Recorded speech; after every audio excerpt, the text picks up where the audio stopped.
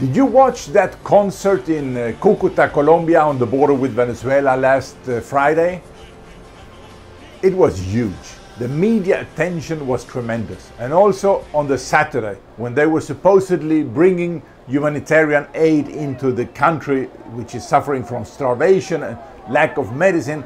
As you know, they did not allow the help in, and the authorities on the Colombian side did not allow the people to try to force it in either, because they knew that on the Venezuelan side there were snipers and violent people. The regime had put criminals with military weapons, dragged them with cocaine to shoot people who crossed. So to avoid a massacre, they did not allow people, the Colombian police did not allow people to try to cross into Venezuela.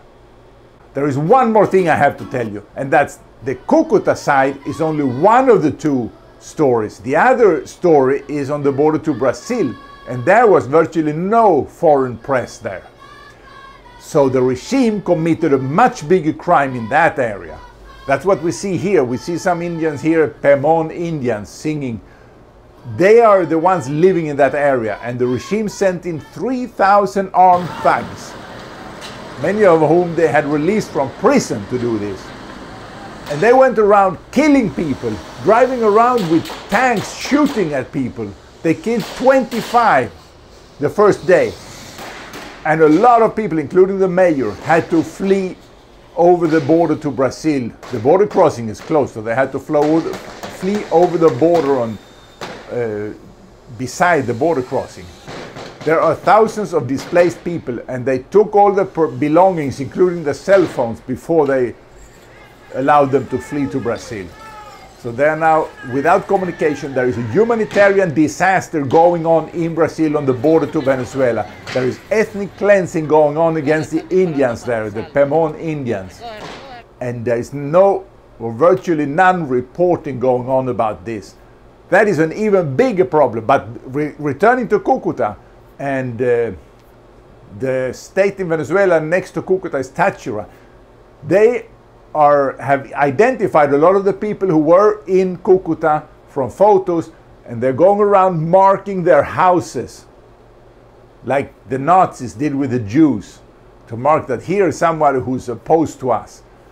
To return for them now is dangerous. There is a way to solve this. There is one way to solve this, and that is to start by recognizing that the regime in Venezuela is a criminal organization. It's a drug cartel. Not only drugs, they also do a lot other illegal activities. It's criminal. And what do you do with criminals? You arrest them. These criminals, you have to go in and arrest them using more force than they have. Most of the military in Venezuela are not supporting this criminal band in the presidential palace. Most of the support they are getting from criminals armed with military weapons and high on cocaine. That's the opposition. But there has to be a strong law enforcement operation by other countries going into Venezuela and taking down this criminal band that is keeping the entire population hostage.